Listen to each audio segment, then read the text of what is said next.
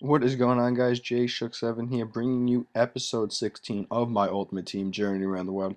And we had picked up two big results in the last episode, putting us in position where we need 7 points to hold our position in Division 1 in our last three games here with this Angolan squad. As this team had started to come around, and I had started to get a feel on the offensive end for how to use this squad. And you see that we go out and pick up a gold fitness card for 2,000 coins, which is typically a good buy. But for some reason, squad fitness cards are extremely expensive right now. I only needed a bronze fitness card at this point, and you could typically pick those up for around 1,400 coins in the past. But that was not the case anymore, as that 2,000 coin gold fitness card was one of the cheapest on the market, and I do not understand why they are so expensive. Regardless, we get into this gameplay here with a 4-3-3 team with no real chemistry, and you see that shot there by Lavezzi off the volley, just rings the crossbar there and comes out, so we finally get a little bit of a break on the defensive end. And here in the 23rd minute, after winning a free kick, I try and play quick in the offensive zone, which is a bad decision.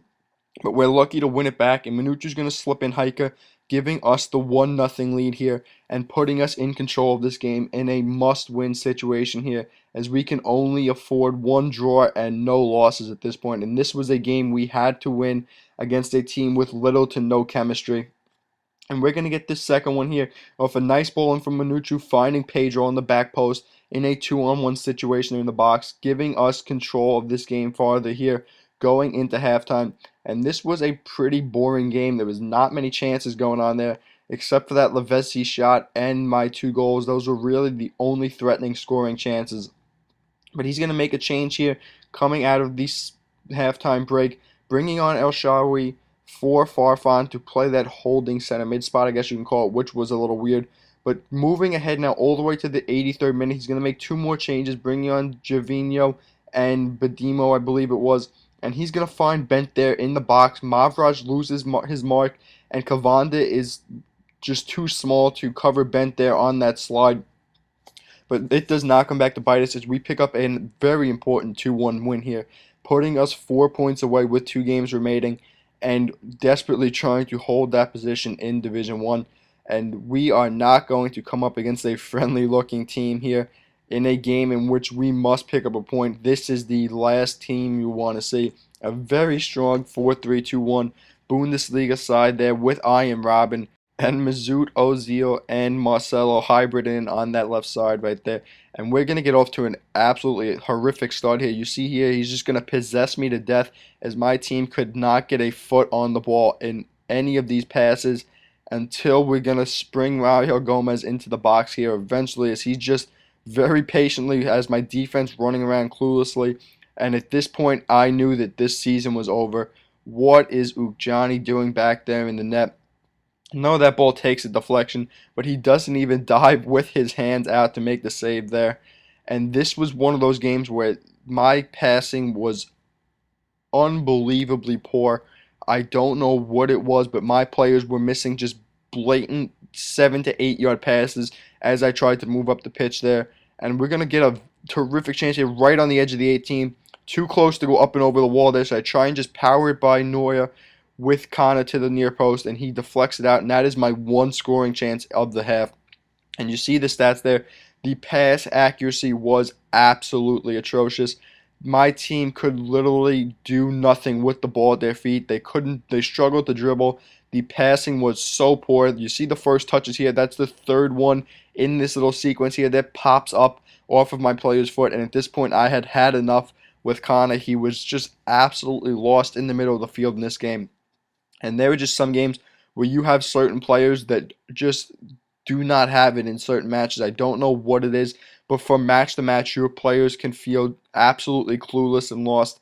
And you see here, I make the mistake of punting the ball out with Ukjani, and that is going to come back and cost me a goal.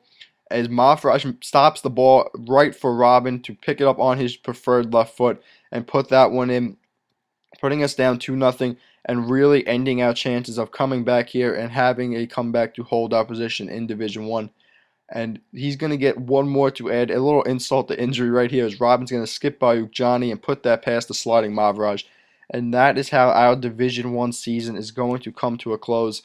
But not before FIFA thinks that this little consolation goal here in the 90th minute is going to help the fact that my team looked like they have never played a game of football before. As you see, that first pass to get picked off by Raphael was an A pass to find a bead there, and it was just not even close. You see the pass accuracy finishes at 73%, which is absolutely absurd for a FIFA game. As the combination plays in the midfield, the ball's out of the back for my defenders and playing guys down the line and everything. All the balls just felt poorly hit, which was extremely frustrating as it just felt like I was not meant to hold my position in Division 1. But you see here we have been relegated to Division 2, and hopefully this will be the last time that we see Division 2 in this series, as we are now going to update the best 11, and it's going to see no changes except for slotting Cavanda in as the right back, as he is the first one we have used in this series, so he is going to go there by default. But we are going to look to break out of Division 2 now with our next country, which is going to be Antigua and Barbuda. And this is where I would love for some opinions from you guys, is that Antigua and Barbuda is a small country in this game. They only have 3 players in the database. So I'm going to leave it up to you guys to leave comments below on this video on whether you guys would like to see me play through a full season with Antigua and Barbuda in seasons, or if you would prefer me to just play a few games in the Silver Cup to get through that country relatively quickly, as again, they do only have 3 players in the database. So be sure again to leave a comment below, as I will definitely take those into account when deciding on whether I will play a full season or not with Antigua and Barbuda. But that is going to wrap up episode 16. If you guys missed an episode, be sure to check out the link in the description to the Fall Around the World playlist. But thank you guys for watching again. If you guys enjoyed it, a like, comment, subscription would be greatly appreciated. Thank you guys again for watching, and I will see you guys next episode.